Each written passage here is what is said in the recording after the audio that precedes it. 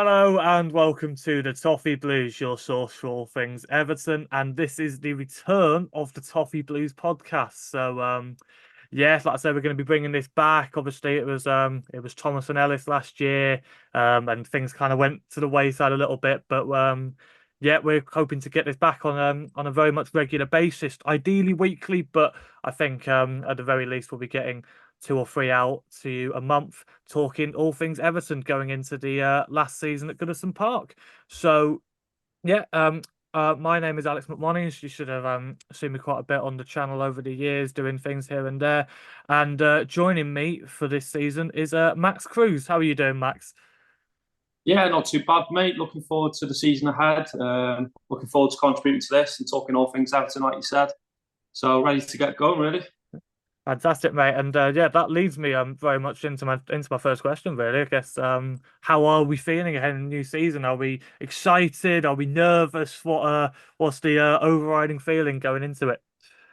It's a combination of them all, isn't it? Excited, nervous, bit apprehensive. Like obviously with the last ever season at Goodison Park, that's obviously going to be very sad. It's going to be a lot of different feelings. We're going into the stadium because each time it could be your last. You never know what could be happening. But yeah, I'm really looking forward to it. I'm more optimistic than in previous seasons. I feel like we've added well. I'm confident in the squad to get the job done in terms of at least mid-table. I'm confident in Sean Dyche. But yeah, but how are you feeling? Are you looking forward to the season ahead?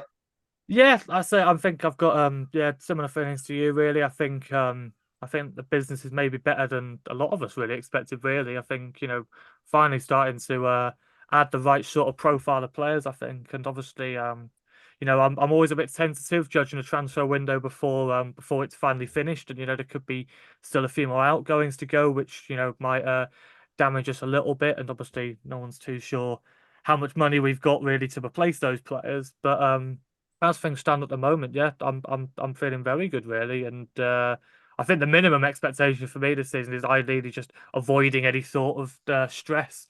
And I think the performances last season were probably enough to do that on their own, but it was just the points reduction kind of played into that a little bit, and obviously we've still got the uncertainty with all that really. But I think yeah, I think on the pitch things at the moment look quite a bit better than they were last season. So hopefully an improvement. What have you made of the signing so far?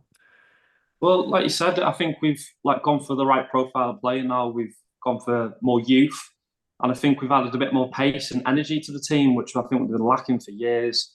That Irabunen looks like a player in midfield, powerful, can go forward, can defend, can play with the feet.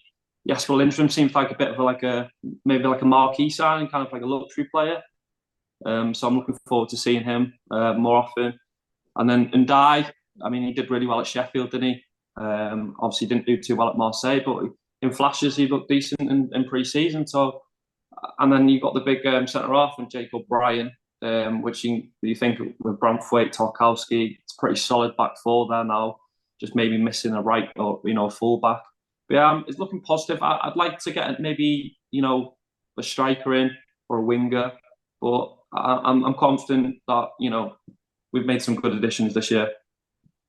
Yeah, I think they've definitely made an effort to address the fact, like you say, I think in an ideal world we'd probably be looking to bring in another, top quality striker who can get us a few goals this season. But they're harder to come by these days, I'd say. I think seeing Tottenham pay just that amount of money for a player like Dominic Solanke, I think is almost evident of that. I think a few years ago, Solanke's obviously had a very good season for Bournemouth, grabbing scoring a lot of goals, but I think that profile of player, you wouldn't be getting such a big fee for them a few years ago. But obviously, the way things are now, like strikers are quite harder to come by, and obviously, um, we do have three, you'd say first team players there now. So I think the idea will probably be if any of them go, we try and replace them. But for now, all three remain at the squad, and I think goals were a difficulty for us last season. So I think the idea of, adding these, but like not out and out strikers, but more attack minded players who can, get the fans off their seat and can make that difference, in an instant. Really, I think you could see in the friendly on Saturday against Roma that when Ndai and Lindstrom came on. It just gave us all a bit more of a lease of life, and these are players that can do something special. So yeah, like I say, I think it's definitely exciting. So yeah, I say kind of getting onto that really about the strikers, the likes of Dominic Calvert-Lewin, and of course there's still speculation surrounding Jarrad Branthwaite. What are your feelings around that? Do you reckon we'll manage to keep hold of them, or what do you reckon? I kind of think we'll keep both. I think. Um, I think Calvert-Lewin's kind of demanding too much from clubs at the minute in terms of wages, and I feel like myself, he is looking for a way out, but I think he'll stay the season. Obviously, it's going to be a tough one, because either are we going to take a loss on him altogether, or are we going to like cash in and try and get what we can for him? But at the minute, we haven't got a direct replacement, and Beto hasn't performed the way we wanted him to when he came in. I still feel like he needs time, but it is a tough one. But he's looking sharp in the last few games, and he so let's hope he starts to get that feeling as well, and builds that bond with the fans again, and we can have a positive season for us. In terms of Brownthwaite, I don't think he'll be going anywhere. I think it's too late in the window now.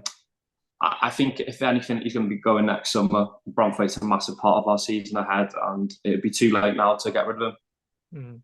Yeah, like I said, I think yeah, I'd say that's probably my way of thinking as well. But Everton have hurt me so many times over the years that I'm definitely not counting my chickens too soon. But the fact that United have brought in two like top quality centre backs now, the youngster in Yoro and looking like they're going to get De Ligt as well now, just makes me think that even United aren't going to spend that much money on three centre backs in a summer. Surely, they're not Everton of 2017. You know what I mean? So hopefully that rules out Branthwaite going elsewhere this summer because there hasn't been too many rumours linking into anyone else. And if I was Branthwaite's agent, I'd be telling him that give it one more year at Everton, and you could probably go anywhere you wanted next summer because I think he'll be an England regular by this time next season in the England senior team, especially if Carsley keeps the job because Carsley has seen him through the under 21s and seems a massive fan of him. And the likes of Man City, Real Madrid, like it's mad like not having United in that category anymore. But the fact is that is probably where we're at with them now. So like I say, I think he'd definitely be eyeing a bigger move next summer, or at least I'd like to think so, and we can just keep him for one more year and continue his development. Yeah, well, I just feel like there's no rush for him to leave at the minute. He's still young, he's still developing. He's fantastic. He's playing every week for a big club like us with a big fan base behind him. There's still a lot to learn. Like you just said, he could have the pick of the bunch next year. He could be going to anyone. He's that level. So there's no rush. There's no rush at all for him. I think he's in the perfect position right now at Everton. Mm. And yeah, similarly with Calvert-Lewin, I think I completely agree. Really, I think I'm a bigger advocate for him than a lot of our fans are. I think a lot of people don't really recognise just how much he does for us, and obviously, we'd all like him to score more goals, and I think he himself would be the first one to admit that. But I think he gives us a lot more than Beto does, like a considerable amount more. And I do think we would really struggle to replace that. And obviously, like I say, it's not an ideal scenario. All the speculation seems to be that he wants far too much money than we're rather prepared or even capable of offering him. And obviously, we would probably rather sell him on for a fee this summer, ideally. But interest has kind of cooled down on him really, since Newcastle pulled away. And so yeah, it might just have to be that we're with him for another season. Gives us another season to try and identify that replacement maybe. So yeah, that's it. It's not the ideal situation, but yeah, that's probably where we're at with that. And yeah, we've alluded to it a little bit, I guess, but yeah, as you say, this is going to be the final season at Goodison Park, and yeah, that's obviously going to be a source of great emotional value for a lot of people. I think I've seen it quite a bit on Saturday. I think with the Roma game, don't think I've ever seen a friendly that busy, and it makes me think that there will have been a lot of people there that will be going to their final game at Goodison and knowing it's probably going to be their final game. Tickets are going to be so hard to come by this season because everyone's going to want to be there. So, a friendly, like the last friend at Goodison is probably the best opportunity for a lot of those people. So yeah, that would have been a very monumental game for a lot of people. How are you feeling about the last season at Goodison Park? Yeah, it's going to be really weird, isn't it? I mean, your memories all go back to like when you're so young and your dad takes you or whoever, and you think the first time you step onto into the concourse or into the ground, and you look at the pitch and you think, wow, this is amazing. And you've got a lump in your throat, and now you're thinking after all these years, all these memories, and now this time next year it'll be like won't be there anymore. Um, but yeah, I think when I walk in on Saturday, it's going to be a bit of a moment where you just kind of take it all in before obviously what's going to be probably a long season ahead. But it will come, thick and fast, won't it? And we'll be on that final day again, and I mean, there's going to be floods of tears. I mean, especially from me, a few times last season, I think it was after the derby where we won, and it's like I took 10, 15 minutes after the game just looking around, and you just like you just feel it in your heart. Do you know what I mean? Yeah, it's gonna be tough, but it's a positive that we're moving into a brand new stadium like we are. State of the art, looks absolutely like magnificent. But yeah, it's good. It's going to be tough, but it's a positive thing at the same time. Absolutely, yeah, I completely agree. I've done exactly the same thing. I think, yeah, like I say, after the derby last season, I remember after the thrilling comeback against Palace a few seasons ago as well. I remember just sitting there with everyone on the pitch, like cheering away and just take a few minutes to take it all in, and that we're not going to have many more nights like that, and it's yeah, like I say, it's frustrating that we couldn't we're not quite in a position to give it a proper send off with like a trophy or something like that, or even a European run or anything like that. But I think you know it is Everton, isn't it? And I think hopefully just the minimum expectation for a lot of people will be that by the time we play Southampton that final game, there isn't really anything else to play for. If we're still in, God forbid, still in a relegation battle at that point, it's obviously yeah, that's going to take up a lot of people's minds, and it's going to be quite hard to focus on the emotional value of it. But yeah, like I say, if it's just a dead rubber, and hopefully Southampton already gone as well, maybe, or whatever, or not too much to fight for themselves, then we can take in a proper special day and give the old ground the send off that it really deserves. So yeah, obviously, as I say, Saturday is going to be the final opening day at Goodison Park, playing Brighton. How are we feeling about that one? It's a bit of a weird one because I feel like pre-season results don't always reflect what's going to happen in the season or the first game. Um, we had a bit of a mixed bag, didn't we, in terms of results. We got a good result against Roma, I'd say, beat Motherwell 6-0 behind closed doors, Preston 3-0. But we also had some like terrible results in losing 3-0 to Coventry. But yeah, Brighton look like they're doing well in pre-season. I think they won every game and scored quite a lot of goals. So Brighton's never an easy task, is it? And they've got like the new manager in now after the Zerbi's left. But yeah, I feel like when you get that feeling because it's such a big occasion now, every game seems like a big occasion. I feel like we might pit them. I'm going for a 2-1 win. To be honest, I think we'll get the 3 points. Hmm. Yeah, absolutely. I think I completely agree. It always kind of frustrates me every season, really, where people start to panic because we're not battering teams in pre-season when that's really not what it's about at all. And for me, I almost just kind of wish they were all played behind closed doors and people could just get a result, and that was it, and people didn't have to read so much into these performances and stuff like that. I think people take far more too much importance into it than there actually is, to be honest. But I'm with you really. The thing that fills me with most confidence is that ever since Dyche has come in, we seem to have almost had Brighton's number. And you think back to the 5-1 win a few seasons ago, which obviously no one expected. And then last season, I think on probably both occasions we were quite unlucky not to beat them. Obviously you always know that with a team like Brighton, you're gonna let them have a lot of the ball, and they're probably going to have more chances. But they're vulnerable on the break, and I think that plays into a team like ours hands absolutely perfectly. And We were leading for a long time at Goodison, and then a very unlucky deflected goal is what means we get the draw. Then obviously down at Brighton, Bramford scores that excellent goal, and it's a last minute equaliser just from a routine header really that just and we just get caught out. And those results happen in the season, but as I say, I think a team like Brighton, funnily enough, is kind of really what we suit playing best. I think it suits our style the best. Um, and added to the fact that it's this new lad's first game, obviously the youngest manager in Premier League history, which is mental, 31 years old, younger than Lewis Dunk, the captain. It's ridiculous.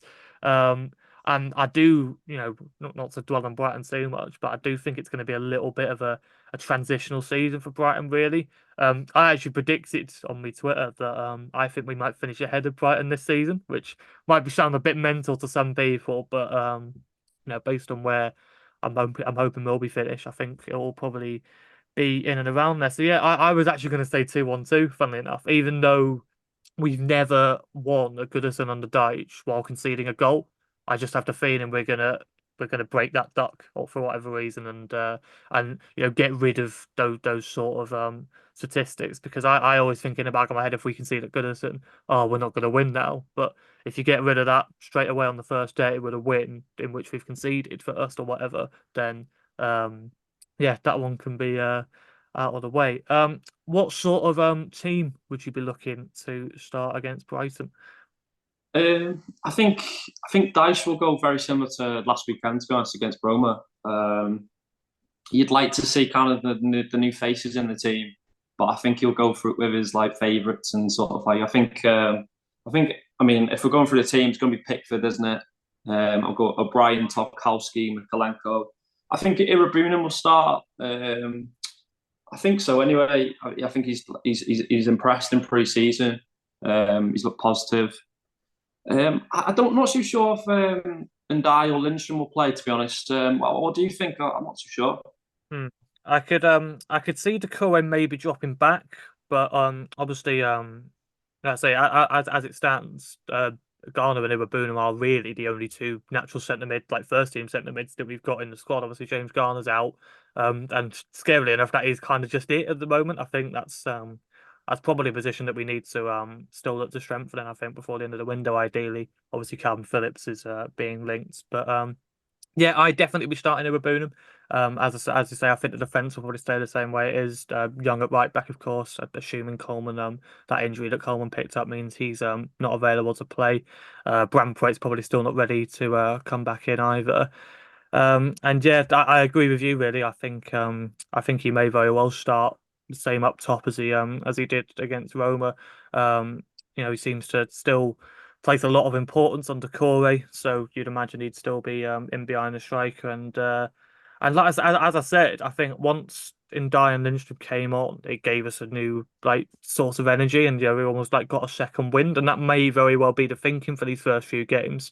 In that, bring them on, and if we're struggling, it might very well be the thing that pushes us on and helps us get our way back into the game. So yeah, I think you might be onto something there. Um, so yeah, as I say, done our score predictions for that one, and yeah, I guess just looking ahead to the season as a whole, really now. Then I guess if we maybe just start with some general Premier League predictions, really. Who do we think will win the league or be top scorer, etc. Yeah, what are we thinking? I think the easy answer is always say City, isn't it? Because they're just unbelievable. We know how good they are. And what was it, four times in a row last season? But I don't know. I feel like it's starting to get a bit stale, maybe, and I think Arsenal might pick them this season. I think they're getting closer and closer every year. I can only see Arsenal really sort of like competing with City at the minute. The only worry I have with Arsenal is they haven't really bought a centre forward yet, have they? Like a prolific centre forward. I think Jesus come back has looked quite sharp. They bought a Calafiori at the back, which I think is a solid signing. But I think it's going to be down to the wire again, similar to last season. But I'd like to think Arsenal would take it this season just for something different. I mean, it's about time. Someone knocked City off their perch. Give them something else to think about. So yeah, I'll go for Arsenal. Mhm. Yeah, I think everyone's like pick is kind of they want Arsenal to win it, but just almost assume that it's going to have to be City again. And I feel almost bad really because I was at the Emirates on the final day last season when obviously they needed a win and they needed to I needed a slip up from City in order to win the league. And obviously once we were hearing through that City had scored and stuff, we'd given the Arsenal fans a lot of grief. But I think really, for Arteta and the likes, I think ideally we would all have liked Arsenal to have pulled it off. And as I say, as you say there, I think they have been getting closer and closer with each season. But I similarly as well, a similar issue I picked up on really. I don't think they don't have that ruthless goal scoring in them like City have. Someone like Haaland who will just get you 25 goals a season, even if he's injured for half of it, like he was last season. It's crazy. And it's something that City finally recognised. For a long time, it was a criticism leveled at them once Aguero left that they didn't really have a world class centre forward and brought Haaland in and won the treble. So, like I say, it can be done. You have to adopt your style a little bit, but yeah, I think that's what Arsenal need to do. And if they bring one in before the end of the window, I'd be more than happy to back them and say they could do it. But as things stand, you can't really look past City really. And go I on. think with Arsenal as well is that they kind of, because they haven't got that prolific centre forward, they kind of have to play well every game to score the goals. Whereas City, they can maybe not play as well as they usually do, and Haaland can just knock one in the 90th minute, and that's it. It's 3 points. So that's the difference in it, especially in like the run in and with the battle for the league. Just having that one player can just that moment brilliance, or just being in the right moment at the right time. Maybe Arsenal don't really have that centre forward yet to get them over the line. But we'll see, won't we? If they do get someone in, it'll be a big game changer. It'll be a really interesting season ahead. Yeah, absolutely. And as I say, as we just touched on there, I think again the obvious pick for top scorer is Erling Haaland. But are there any other candidates standing out to you that might be able to push him this season? But Dominic Solanke did really well at Bournemouth last year, didn't he? At Bournemouth, he was close to Haaland. No, Haaland was injured for quite a bit of the season between Christmas and sort of like into the new year. But Solanke were around better players, better team in that stadium as well. I think he could like challenge him, and that's the only one that really springs to mind. To be honest, I mean, he obviously has to adapt to Tottenham first. He could end up being a flop. You don't know, but yeah, I feel like possibly Solanke could challenge. Yeah, like I say, I don't mind that shout at all. I think for me, I have the feeling Newcastle are going to have a very good season, and if they manage to keep all the Visa out, which it looks like they're going to do, I think he could very well be a talisman for them and get 20 plus goals a season. So obviously, you look at last season, and I think Cole Palmer might will still have a very good season, but last season was a ridiculous season. He got like 20 plus goals, 10 plus assists. I'd be stunned if he hit those numbers again, particularly as I think this Chelsea squad's only got worse this season. But and then Ollie Watkins as well. I think Villa will struggle a little bit more this season. Now they've got Champions League football to contend with, and obviously they've got a lot of pressure on them to keep Watkins fit. So it almost seems like, fate's gonna play their hand in that. And if Watkins gets injured, they're really going to struggle. So that might affect his numbers a little bit. But yeah, I think Isak for me is the only one who I can see pushing Haaland. But yeah, you can't look past Haaland really, can you? But yeah, moving on to some more general Everton predictions then. So I guess yeah, again we'll start with who do you think like some of our key players will be this season? Who will be our top scorer? And yeah, what are you thinking? Um, well, I can't look. I know it's early days and he's had a really good pre-season, but I feel like Irabuna will be like really pivotal to the squad. I think he's exactly what we need in terms of the engine room of a dice squad. He can drive forward, he can create things. I think he'll be really important to us this season. I think it's really important to have a good physical, like strong presence in midfield in Premier League games anyway. But other than that, I think Brantford will be brilliant again. Well, I hope so anyway, as long as he stays fit, which he did last season.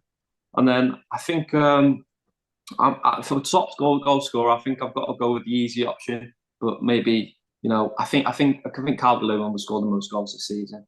I can't really look past him really. I don't really see anyone else sort of like getting 10 plus goals maybe, even if Calvert-Lewin gets that because he has struggled the last few seasons. But if Calvert-Lewin wants this big move, he has to kick on now, doesn't he? So yeah, I'd take Calvert-Lewin. Yeah, completely agree. I agree with Bonham as well. I think a lot of people are surprised by just how good he's looked, really. And I think a lot of people are starting to think we've had Villa's pants down a little bit. With them getting Dobbin and Matern, who's gone out on loan to Championship or League One club or whatever it is, and we've suddenly got this lad who looks like he could be a starter for us already. Um, but I think that might have been just a little bit of part of the Anana deal or whatever, and once that moved in, that we gave them first dibs on that or whatever, and they got something else out of it. Um, and I saw someone make a very interesting point that I actually think Iwabuna is better for us in our squad than Onana was. I was to say Onana's not obviously Onana's got a far better potential and stuff, and looks like he's going to have a much better career, but. Iwabunam does the simple stuff a lot better than Onana does, and too many times I think Onana didn't realise who he's playing with and thinks he's playing for a top quality team as opposed to players who can't run. So and yeah, was trying to play too many of the fancy passes that our players just weren't able to get onto or read or whatever. So whereas Iwabunam, I think recognises a lot more that just simple stuff first, and I think Dyche will really like that in him, to be fair. So yeah, I completely agree. I think he'll have a very good season. I'm most excited by Ndai. I think maybe just the fact that he's a permanent signing as well. So like, he's fully invested. He's not gonna fall by the wayside like Danjuma did a little bit, and like Lindstrom could end up doing. Although I've been very impressed from what I've seen from him as well so far. But yeah, I think Ndai just looks so exciting and looks exactly what we need. And like I say, we'll just produce some spectacular moments for us this season. And I think, yeah, they'll become a fan's favourite real quickly. So, yeah, we touched on it a little bit as well throughout the film. But where are Everton going to finish this season? What do you reckon? Strong mid-table. I mean, technically, we kind of finished mid-table last season, and I think it's about time those fans had an easy ride this year, especially with the last season of Goodison. So I think strong mid-table, solid foundations going into the new stadium, and then maybe add some additions and maybe go on to like push for Euro. Yeah, absolutely. I completely agree. I've got us 12th, which is where we would have finished last season if we hadn't had the points taken away. Obviously, that is still in the back of the minds. I can't see it being as big as it was last season, though. Maybe another 2 points or something like that.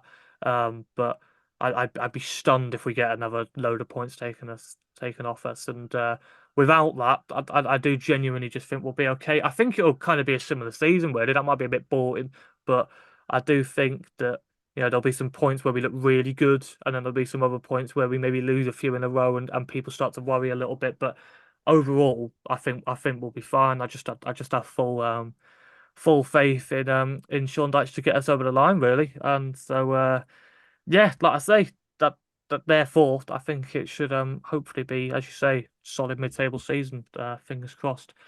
So yeah, so we're coming to the end here, and just to round off the first episode of this podcast, I thought I'd give you just a few quiz questions ahead of the new So, season. So you're looking forward to this. Um, well, be exposed to some kind of plastic fan if I get them wrong. So yeah, I guess based on the fact that it's going to be the opening day on Saturday, who did we play on the opening day of last season? Wolverhampton Wanderers. That was the second home game, Oh, uh, fun. Fulham. And can you remember the score? We lost. Was it 1-0? Yeah, and can you remember who scored for Fulham? What? Bobby Day called a read? Yeah, there we go. So you do remember? Okay, like I say, you got confused with the Wolves game because they were similar, weren't they? We were on top for most of the games and somehow ended up losing 1-0 somehow. So yeah, like I say, I can completely understand why that got a bit clouded It in was your mind. like over and over. Um, and then yeah, looking ahead to next to our first opponents as well. Obviously Brighton have been a bit of a mainstay in the Premier League for a few years now. But can you remember the year that they won promotion? Ooh. Under Chris Hughton, wasn't it? Mm, is it? Oh, I don't know. I've got two numbers in my mind, but it's not 2017, was it? 2017, bang on. So no, there you go. That's a weight off your mind. And yeah, the first time we played them was that October 2017 of that first season. Finished 1-1 down at the Amex. Don't know if you remember the game. Do you remember who scored for us? Oh, I don't for that one though. Yeah, it was a Wayne Rooney penalty. It was right at the Oh, end. Yeah, we drew 1-1. I was sat right behind it. Absolutely horrible game. It's probably my least favourite ground I've ever been to. All the way down in Brighton, and just one of yeah, those soulless bowls, which is exactly what I don't want Bramley Moore to be for us, and that I think we've navigated well, trying to make sure that that doesn't happen. yeah. And then just finally, ending on a bit of a high note here, who would have been Everton's manager who took charge of that game, October 2017? Was it Marco Silva? Yeah, nope. October 2017. I can't think now. We've had so many in the last few years. Human. Ronald Koeman. It was just a week before Koeman got sacked, and Unsworth came in for a bit, and then we ended up with Sam Allardyce. And yet, we were finishing eighth that season. What the hell were we complaining about? But yeah, like I said, don't know why I've ended up after all this positivity. I don't know why I've ended up going back to those days. But yeah, like I say, that pretty much sums up the first episode of the podcast coming back. So thank you very much for joining me, Max. No worries. Enjoyed it. Thank you very much, Alex. Yeah, and like I say, please leave a like if you are excited for the return of the podcast. Comment below, giving your thoughts on anything we've discussed. Whether you think Everton are going to finish this season, what have you made in the new signings, and do you think we're going to beat Brighton on Saturday? Let us know your thoughts and subscribe to the Toffee Blues channel for more Everton content. And we will see you for the next podcast episode. Thank you for watching, and up the Toffees.